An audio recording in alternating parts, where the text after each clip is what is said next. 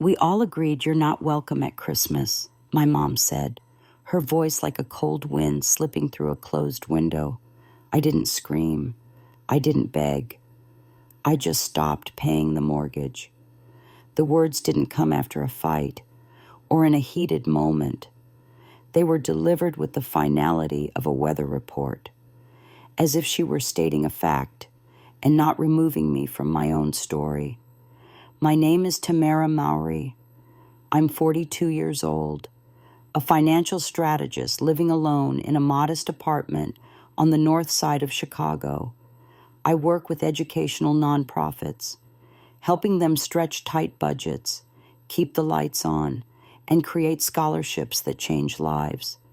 Most of my clients know me as dependable, thoughtful, and almost invisible. I didn't expect that same invisibility to follow me into my family, but it did, and not by accident, until 2 years ago. I was the quiet backbone behind my family's stability. While my cousins posted about girls' trips and my aunt gushed about vegan cakes, I paid the property taxes on the Michigan house they all treated as sacred. When the furnace died in February, I covered it. When the roof needed patching before Easter, my check cleared before anyone else noticed the leak. My name wasn't on the front door, but my money lived in every wall of that house. I never brought it up, not during Thanksgiving dinners or chaotic birthday parties or those awkward holiday phone calls when I was asked, "Can you just help out one more month, Clarice?" My mother had a way of speaking that wrapped manipulation in softness. She used words like support and temporary, and I believed her because I wanted to, because that's what you do for family, right? You carry more than your share and don't keep score. Or at least, I thought that's what family meant. Until one Friday morning in early December, when the only email I received wasn't an invite or a recipe thread or a reminder to bring wine. It was from my bank, notifying me that the auto payment for the Michigan house had cleared. No one else had messaged me. I thought it was a fluke. Maybe the group thread was on a new platform. I texted Simone, my cousin who handled the logistics. "Hey, are we still doing the family spreadsheet this year?" No reply. An hour passed, then 2, by dinner. I knew. The silence was curated, deliberate. Later that evening, I refreshed the old Google Drive where we usually kept Christmas plans, grocery lists, and the menu Simone overcomplicated every year. The folder was gone, not renamed, gone. I didn't panic. I didn't accuse anyone. I just sat in my living room with my laptop dimmed and the tea in my cup cold. That kind of silence doesn't scream. It whispers. And the longer it lingers, the clearer its message becomes. I tried to tell myself that maybe they were planning something different this year. Maybe I was overthinking it. But when my phone finally buzzed around 9 p.m., it wasn't a cousin or even a group message. It was from my mom. Just one line. "We figured you'd be busy again this year." No pressure about Christmas. There was no warmth, no question mark, just an assumption wrapped in performative care. That message didn't sting because it excluded me. It stung because it confirmed something I hadn't wanted to face for years. I wasn't just forgotten. I was erased, not by accident, but by consensus. They had held a meeting. They had taken a vote, and I wasn't invited. It was around that moment that something shifted in me, quiet and irreversible. I didn't cry. I didn't throw my phone or call anyone to complain. I just closed the message, locked my screen, and stared at the blinking cursor on my budget spreadsheet. The next mortgage payment was already scheduled. My thumb hovered over the cancel button, but I didn't press it. Not yet, because this wasn't about revenge. It was about understanding that the home I thought I was part of had never actually made room for me at the table, That realization wasn't loud or cinematic. It didn't feel like a breakdown. It felt like clarity, cold, clean, and overdue. The next morning I woke up earlier than usual, not because I had plans, but because the silence in my apartment felt too loud to sleep through. I walked to the kitchen and started a pot of coffee, my body moving on muscle memory while my mind stayed somewhere else.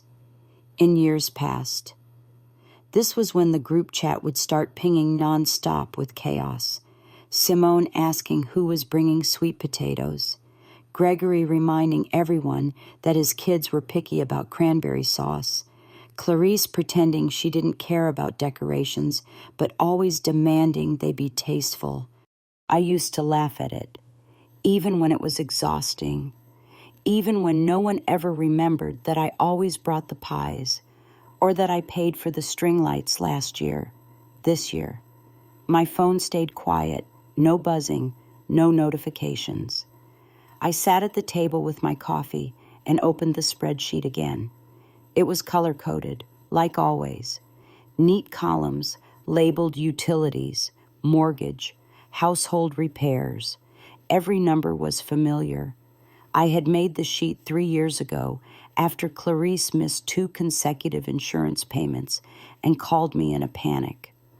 That night, I'd stayed up until 1 a.m., tracking down the right billing contacts, sorting overdue notices, and setting up autopay. I wasn't asked to. I just knew if I didn't, no one else would. That's how it always started with my family. They didn't ask for help outright.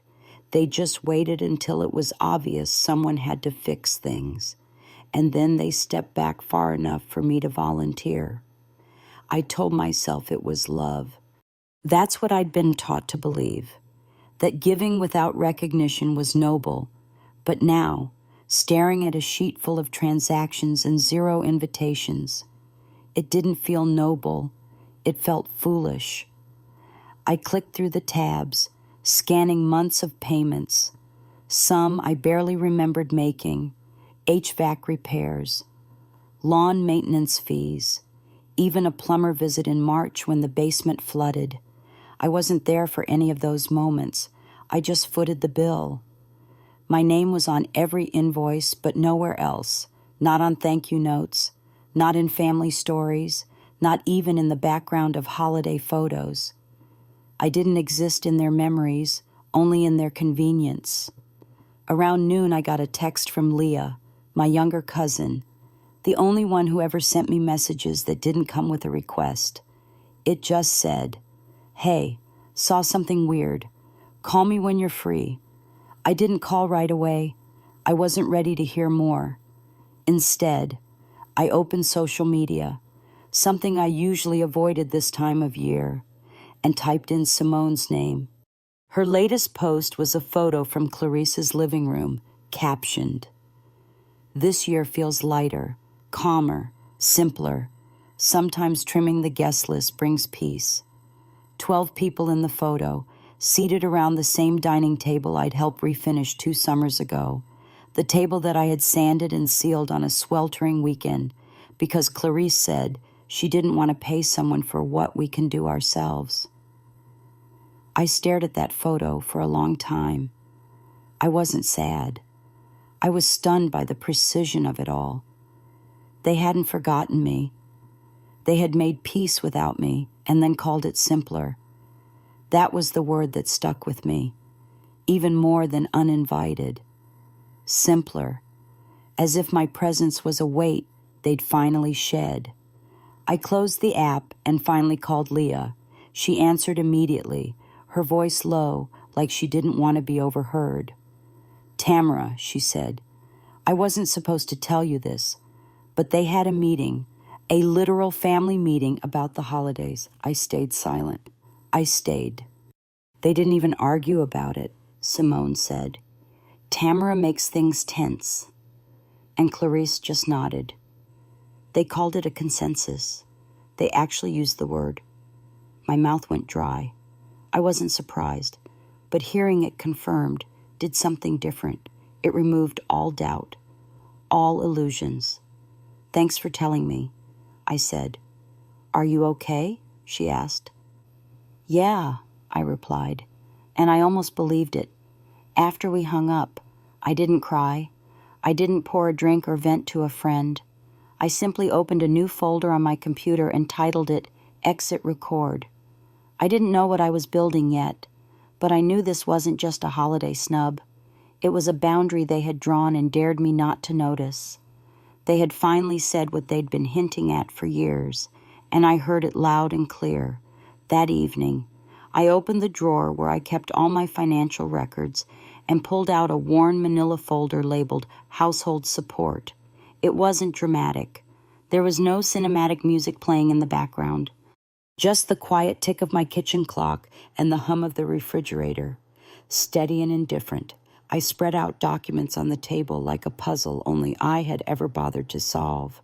Monthly mortgage receipts, emails confirming insurance payments, receipts for the stove I replaced when the old one caught fire during Aunt Denise's infamous overcooked casserole incident. I had covered it all, silently, year after year, because the house belonged to my mother, and she said she would handle the title later, but later never came. I stared at a photo taped to one of the invoices, one Clarice had mailed me 2 years ago after a summer cookout I didn't attend. Everyone was smiling on the front lawn, kids running with bubbles, adults holding paper plates stacked high with food I'd paid for. She'd written, "Wish you were here," in her signature blue ink across the top.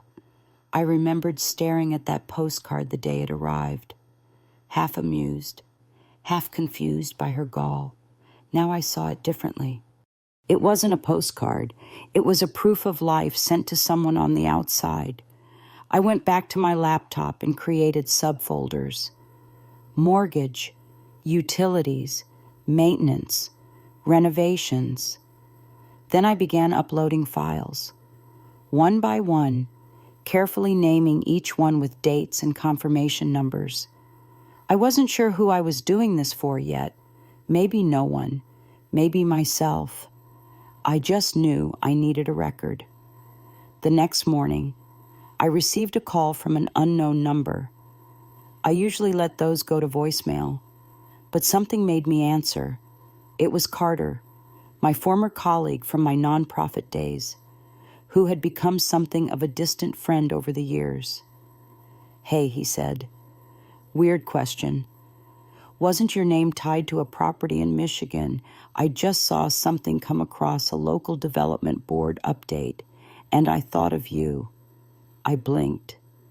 "Yeah," I said slowly. "Why?" He explained that Clarice had listed the house as a location for a winter fundraiser, a big one, hosted by a local politician. The flyer had her name as the sole owner, no mention of co-signers or contributors, just Clarisse Mowry and the Bishop Street family home. I didn't say anything at first. Then I thanked him and ended the call. I didn't shake. I didn't shout. I just opened the drawer again, found the warranty deed, and read it line by line. My name wasn't listed under ownership, only as co-borrower. She had always said that was temporary, just until her credit stabilized. That conversation had happened while we were in the car together, coming back from the hardware store. She was sipping a smoothie and casually said, "You know you'll always have a place here." Right? I'd smiled, believing her. I didn't ask for it in writing. Now, years later, I saw the cost of that trust. I scanned the document and dropped it into the exit record folder. Then I added an audio file I'd found on my phone from last Thanksgiving, where Simone casually said, "We couldn't have pulled this off without Tamara's invisible hand," followed by laughter from the entire table. At the time, I thought it was a joke, a backhanded compliment, but now it sounded different. It sounded like a confession. That weekend, I canceled a dinner I had scheduled with an old friend and stayed in. I needed space, not from people, but from performance. I was tired of pretending like everything was fine, like being excluded was just an oversight. It wasn't. It was structured and agreed upon. My job now wasn't to make them see me again. It was to see myself without them.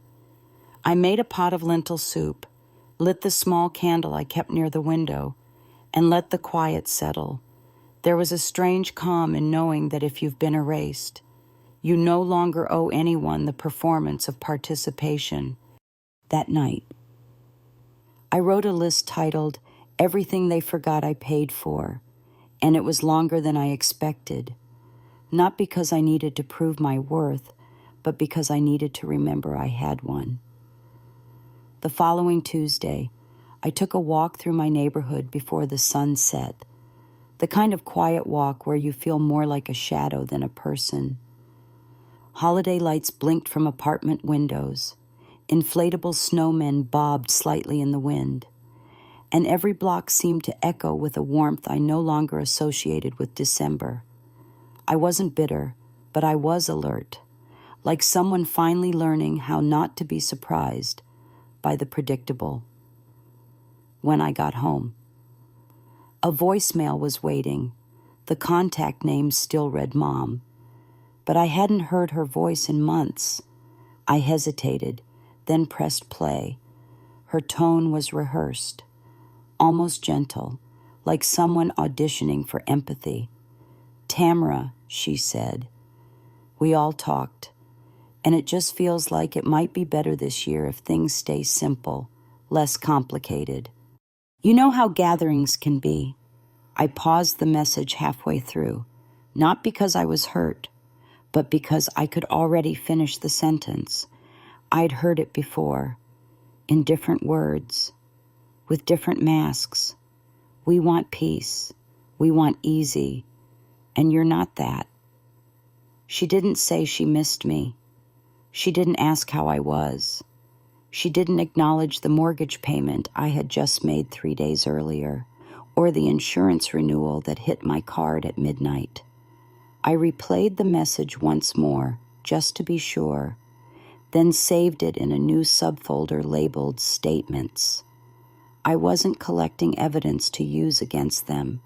I was collecting clarity for myself.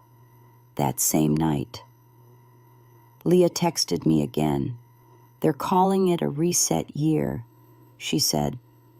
"Clarisse told everyone you needed time to focus on your career." Simone nodded like it was true. I didn't reply immediately. I was used to them deciding my motivations for me. They'd always done that. If I didn't come to an event, it was because I was selfish. If I asked about logistics, I was controlling. If I offered to help, I was showing off. There was never a version of me that just existed without criticism. I opened my banking app again, staring at the history of payments with a detachment I used to reserve for clients. 38 mortgage transactions, each labeled Asheville property, each approved without hesitation. I had covered everything from burst pipes to lawn treatments to Clarisse's request for something more modern in the guest bathroom. I'd driven 4 hours one spring to help her pick out tile because she said local stores were too tacky. I didn't ask for anything in return. No plaque, no recognition, not even a seat at the table. Now, the table had 12 chairs. None of them had my name. That realization didn't devastate me. It clarified something I hadn't been able to name for years. I hadn't been supporting a family. I'd been financing a fantasy they were willing to keep alive, as long as I stayed quiet and useful. I went to my closet and pulled out an old storage bin, the one with every Christmas card Clarisse had sent over the past 5 years. I flipped through them slowly. They all said the same things. Thankful for our beautiful family. Together is the best place to be. Grateful for what we've built. I laughed once, not bitterly, just softly, like someone finally seeing the trick behind the curtain. None of the cards had my name, not once. I had bought the cards. I had addressed the envelopes. I had even paid for postage more than once when Clarisse said, "Oh, you don't mind, do you?"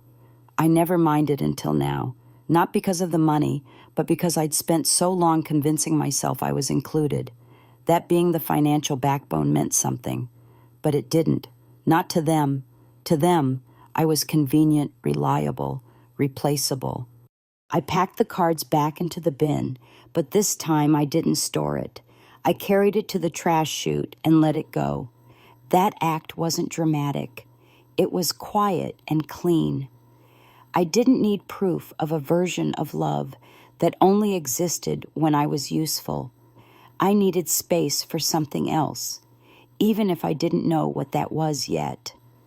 On the evening of December 24th, I made soup from scratch, not because I needed to, but because the act of stirring something warm, something mine, felt like an anchor. The apartment smelled like rosemary and garlic, and outside, snow flurries began to dust the sidewalks. I had no tree, no ornaments, no playlist humming in the background. It was the first time in years I hadn't curated a space for others to feel comfortable during the holidays. And for once, that absence didn't ache. I was halfway through cleaning up when my phone lit up with a text from a number I hadn't saved, but I recognized the thread.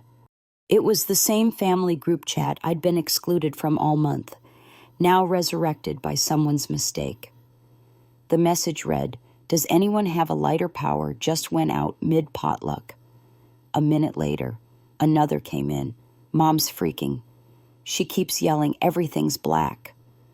Then another, with a panicked undertone I could almost hear in their voices.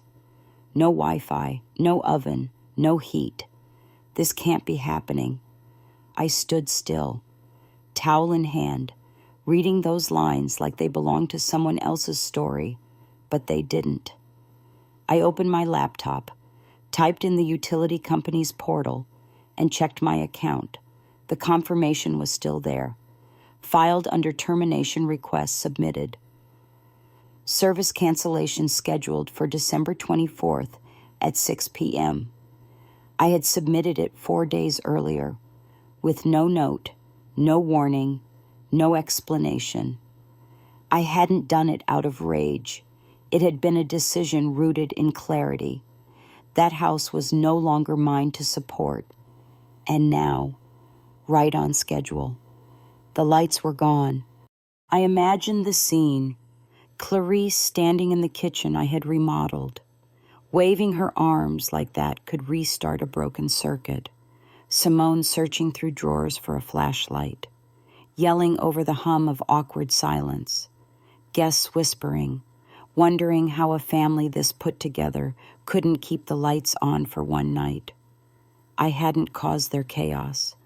I had simply stepped away from it. The phone buzzed again, this time directly from Simone, Tamara. "Did you do this?" I didn't respond, not because I wanted to punish them, but because I didn't need to. The answer was already there, living in the sudden dark corners of their celebration. They knew whose name had powered that house, whose money had kept the oven preheating, whose auto payments had turned comfort into routine. They had just never thought that comfort came with a choice. That night, I didn't toast to my decision or pat myself on the back. I sat with a blanket over my knees, sipping soup, staring out the window at the neighbors' twinkling balcony lights. I wasn't gloating. I wasn't plotting the next move. I was simply being still. For the first time in years, I wasn't reacting. I was living without being called upon. I opened my documents folder and created a new subfolder titled Power Shift. In it, I stored screenshots of the family thread, my cancellation receipt, and a note I had typed to myself the day I submitted the request. It read, "You are not a backup generator. You are a person. I hadn't read that line again until now, and this time it didn't sting. It landed. I let the quiet linger. Later that night, Leah messaged me privately. They're scrambling. Clarisse called the company, and they told her she's not on the account. Simone is saying you sabotaged the holiday. People are blaming each other. I asked one thing. Did anyone ask why the account wasn't in their name? She typed, then paused. No, not even once. That reply was all I needed to understand what I had known in my gut for years.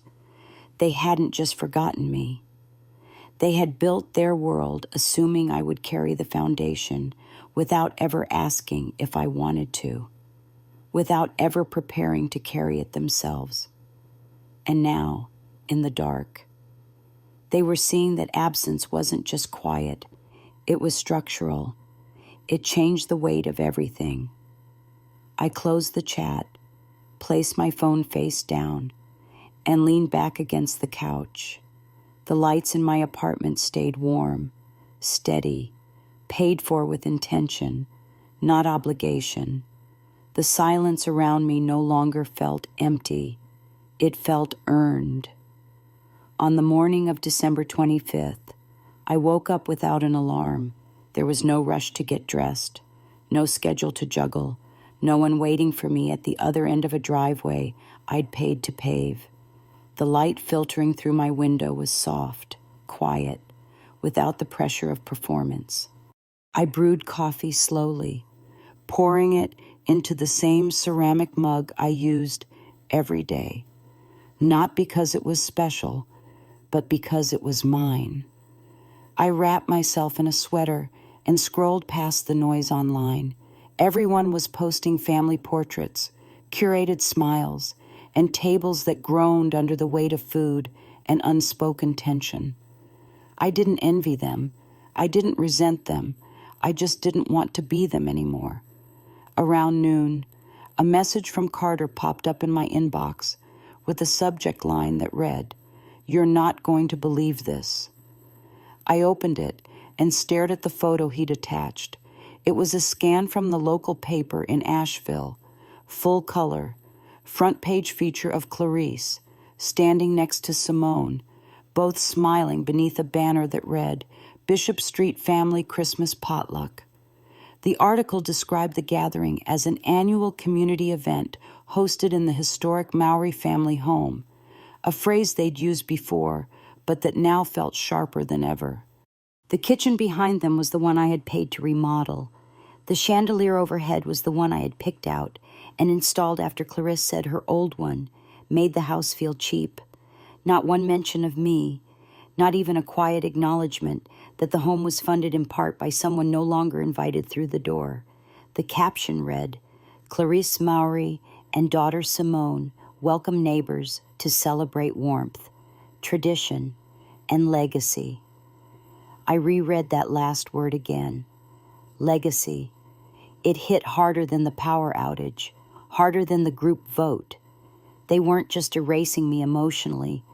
They were rewriting the narrative to remove every trace of me from the foundation they now proudly stood on.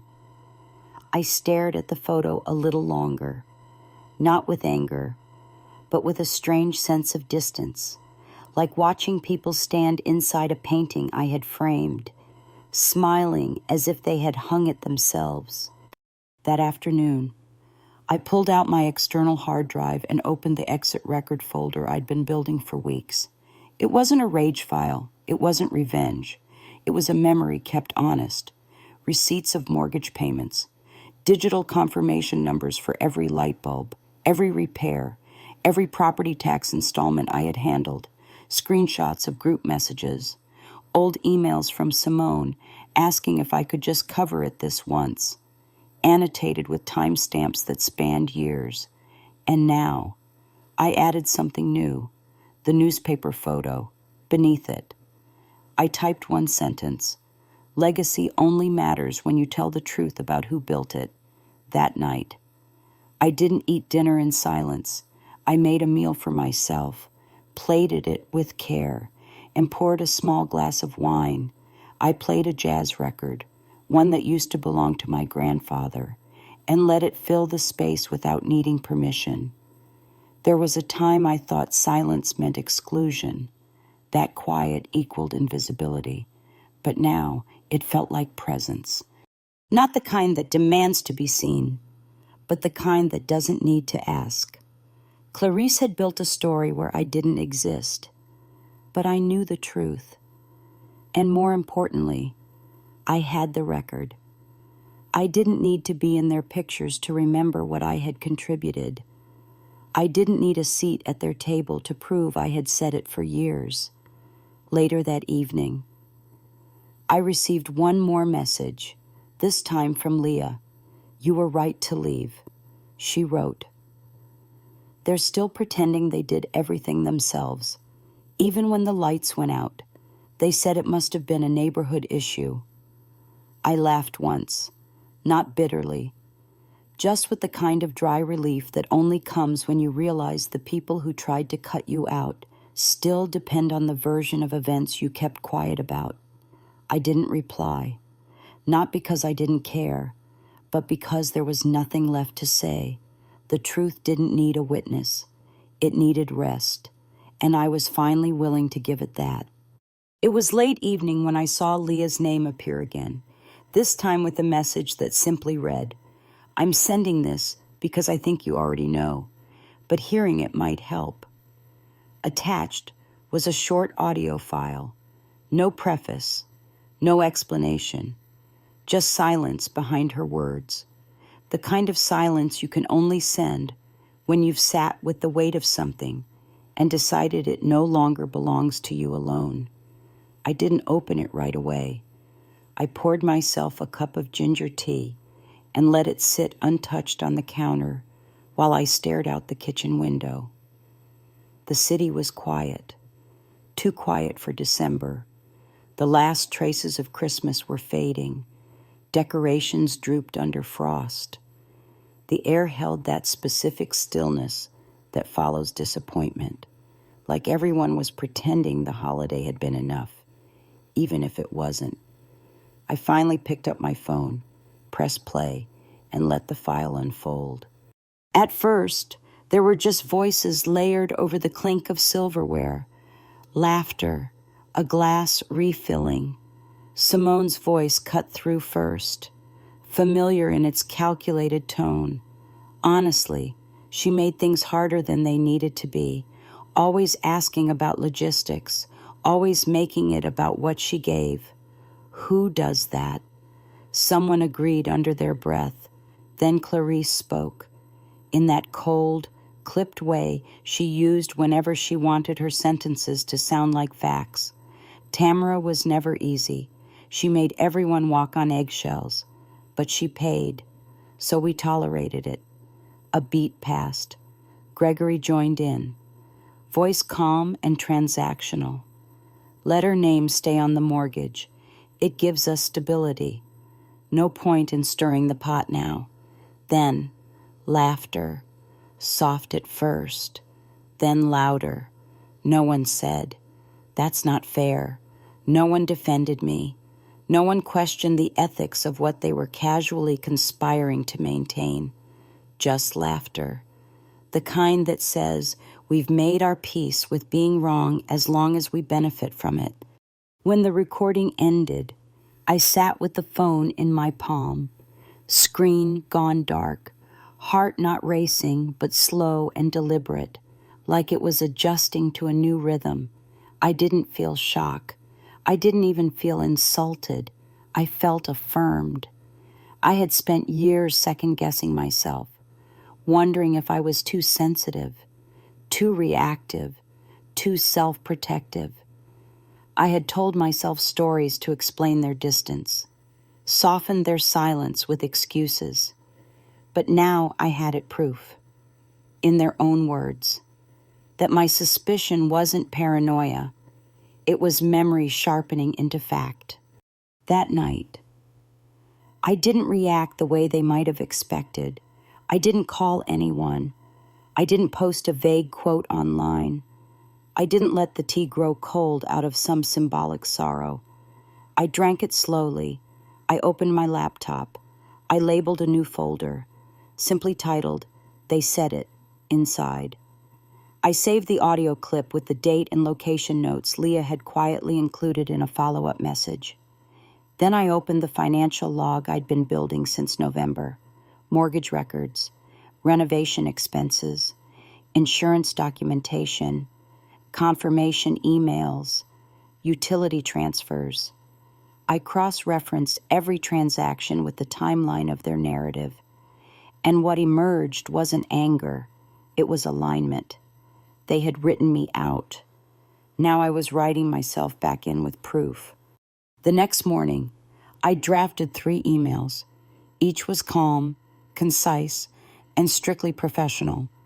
No emotional language, just an attachment, a link, and a sentence. The enclosed materials contain verified documentation regarding recent claims made by individuals affiliated with your organization. I sent one to the nonprofit board Clarice sat on, another to the financial institution where Gregory worked, and the third to the local journalist who had published the potluck piece that made me vanish. I signed them anonymously. No need to tie my name to a confrontation. The facts were enough. 2 days passed before Leah texted again. "It's unraveling," she said. "Clarice is trying to claim the clip was taken out of context. Simone's blaming the younger cousins. Gregory's being temporarily reviewed." I stared at her message, not smiling, not frowning, just absorbing it. This wasn't vengeance. This was clarity doing its job. I typed back one line. I didn't start a fire. I just stopped holding their roof up. That night, I didn't sit in the dark or light a candle out of ritual. I turned on every lamp in my apartment, opened the curtains, let the warm yellow glow spill into the cold. I played music, something old and familiar, a record I hadn't touched in years. I cooked dinner, not as a distraction, but as a declaration that I was still here, still living, still choosing what I built. And I didn't check my inbox, didn't refresh the news. I knew enough. I didn't need to be credited. I just didn't want to be erased.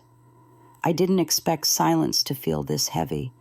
But the night after I sent the official release forms, the weight of what I'd walked away from pressed harder than I thought it would. Not regret, not doubt, just the startling quiet that comes when a part of your identity loses its definition. For years, I had been the financial backbone of that house, the invisible structure holding things upright while they smiled in family photos and invited people to dinner parties without mentioning who paid for the chairs. Now that the structure was gone, I realized how much of myself I had folded into that mortgage, into those walls, into every emergency repair and quiet sacrifice I made without a single thank you. I sat at my kitchen counter, the lights dim, a cup of herbal tea untouched, and reread the digital copy of the notarized letter I had sent Clarice. It wasn't dramatic, just simple, formal, and full of quiet boundaries. I listed the start date of my financial support, the exact months I covered payments when no one else could, the repairs I paid for out of pocket, the escrow advances, the taxes, the insurances. I even included bank statements and emailed them in one PDF titled Closure. I didn't expect a response, and true to form, I didn't get one. What I did get, 3 days later, was a voicemail from Gregory, 45 seconds of clipped breathing, and one sentence that played like a drumbeat in my head. "You've really turned your back on your family." Tamra. No hello, no goodbye. Just a sentence full of assumption, full of accusation, spoken like I had walked away from love instead of neglect. I deleted the voicemail without replying, not because it didn't sting, but because I finally knew better than to keep explaining myself to people who only understood me when I was useful. That Friday, I picked up a cheap bouquet of sunflowers from the corner market and walked to a small park I used to visit as a teenager. It was cold, but quiet, and the fountain in the center had long been turned off for winter. I sat on a bench, bundled in a wool coat, and let myself breathe. I thought about how many years I had bent backwards to make everyone else feel comfortable, how many holidays I had rearranged my work schedule for, how many times I had been left out of group texts or family plans, but still showed up out of loyalty to people who rarely offered it in return. That afternoon, I went home and did something I hadn't allowed myself to do in months. I rearranged my apartment. I moved the couch, took down the old photos, swapped the artwork, lit candles, and opened the windows wide even though it was freezing. I wanted new air. I wanted a new story that weekend. I printed new business cards and updated the address on all my client invoices. I took my name off the old mailing lists and signed a new lease that had only one name on it, mine. The symbolism wasn't lost on me. Everything I used to attach to others, I was finally reclaiming for myself. A few days later, Leah texted me again. "Simone's saying you sabotaged the family's financial future. She says you owe them a conversation." I stared at the message and replied without thinking. "Tell her I had that conversation 4 years ago." No one listened. I left it at that. It wasn't about winning anymore. It was about being done. On Sunday, I got a letter in the mail with no return address. Inside was a handwritten note from Clarice. Her cursive looked shakier than I remembered, as if she was trying to be polite while still furious. She wrote, "You've always been independent, but this feels cruel. I hope someday you'll look back and realize how much this hurt us." I folded the letter slowly, took a breath, and tucked it into a drawer I now call the museum, a small place where I keep relics of who I used to be and the people who helped shape her. That night, as I made dinner for one and listened to the quiet hum of my fridge, I felt no anger, just clarity. I no longer lived under a roof where silence was confused with peace, where manipulation wore the mask of tradition, where being excluded was explained away as just how things are. I had walked out of that house not just in paperwork, but in spirit, and that freedom, though quiet, filled the room more fully than anyone ever had.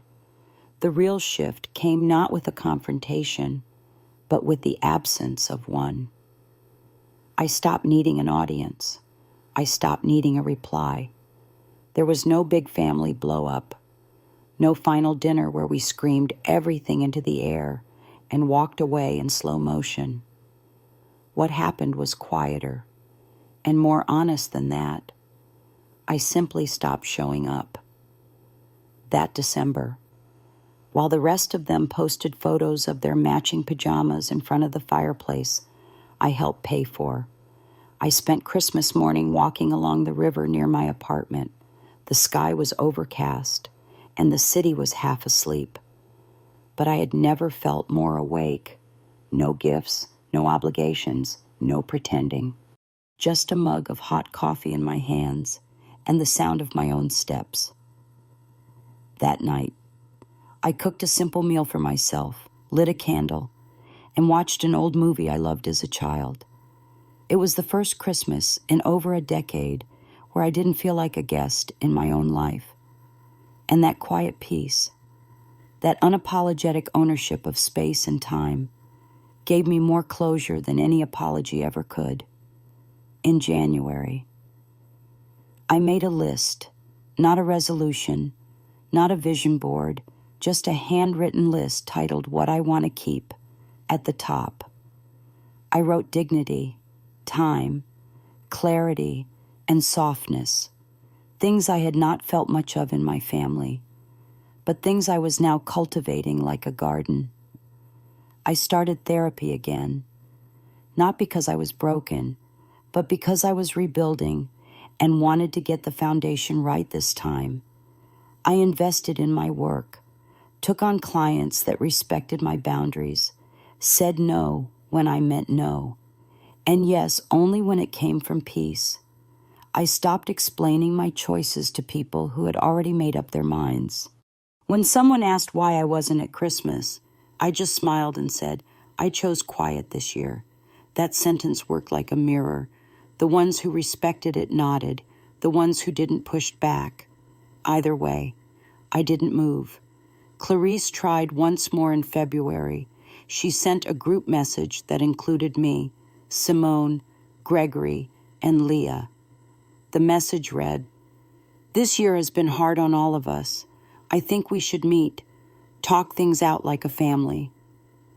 The others reacted with emojis, hearts, thumbs up, even a crying face.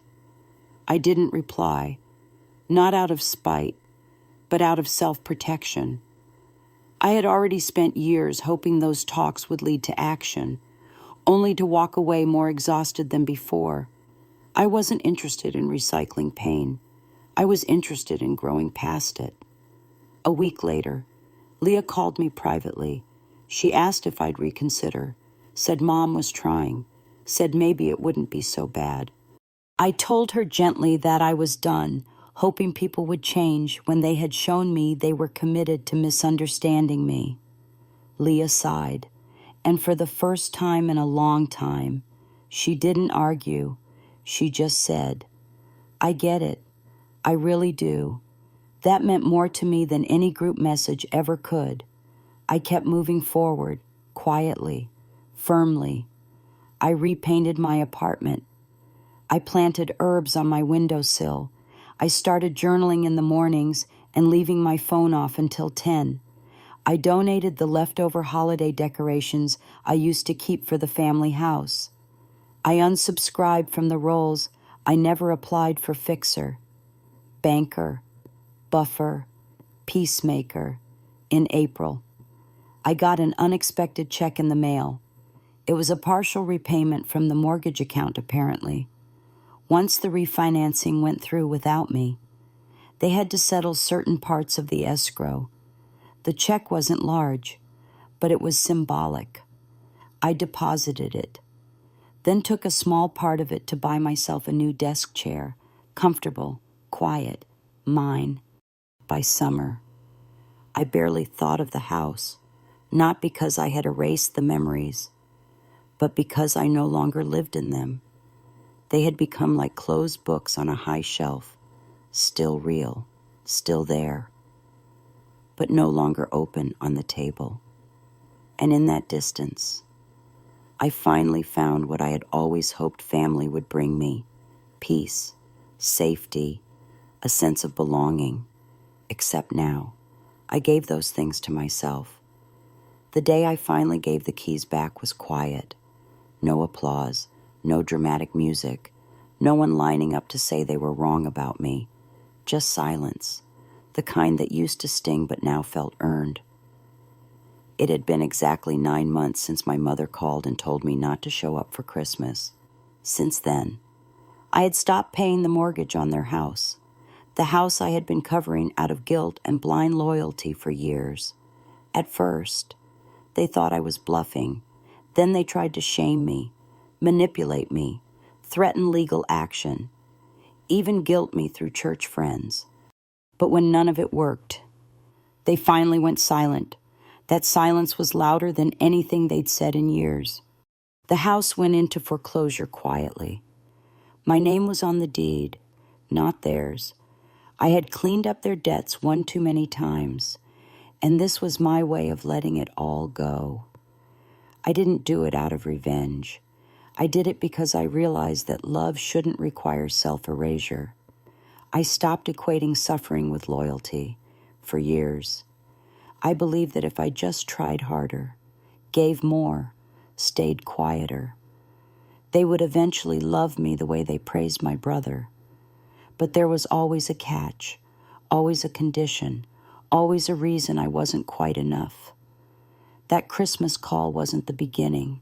It was just the first time they said it out loud. You're not welcome. We voted. You're not family anymore. My mom's voice cracked with faux sadness when she said it, but I knew she meant every word. What followed wasn't rage. It was clarity. I stopped defending myself. I stopped trying to prove anything. I started sleeping more. I started walking without checking my phone for emergencies I was expected to fix. I focused on my own daughter, who had been quietly watching all of it. She stopped asking why Grandma didn't call. She stopped hoping they'd remember her birthday. And eventually, she just stopped mentioning them altogether. That silence broke me for a while. But now I see it was her way of protecting herself, the way I should have done years earlier. I kept building my design studio, quietly. Word of mouth brought in clients, small ones at first, then bigger ones. My name started appearing in pitches that used to go to my brother's agency. When someone from his company reached out, I turned it down without spite. I didn't need their validation anymore. The quiet revenge was doing good work. That was always enough, last month. I won a municipal contract to redesign 3 community centers across the county. It was the kind of work I used to dream about when I was pushing pixels for someone else.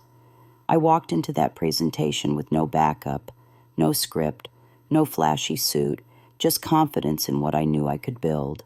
And they listened. The week I handed the house back, my mother left me a voicemail. It was 5 minutes of crying and memories, of how she gave birth to me in a snowstorm and how families shouldn't fall apart. I didn't call back, not because I hate her, I don't, but because I knew she still didn't get it. I had outgrown the version of myself that needed her to understand. That version used to write long emails trying to explain her hurt, trying to ask for fairness, trying to be heard. That version is gone. I've started writing again, just small pieces about spaces, memory, how design can hold grief and joy at the same time.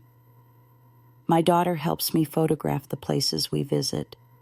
She's grown into someone gentle and steady, with eyes that don't flinch.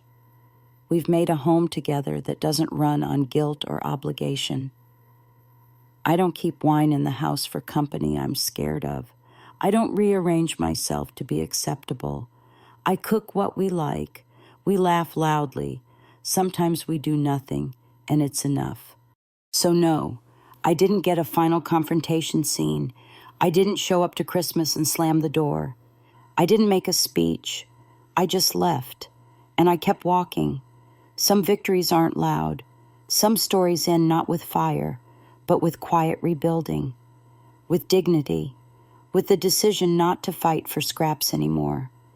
If you're watching this because you've been erased by people who once called you family, I want you to know you're not alone.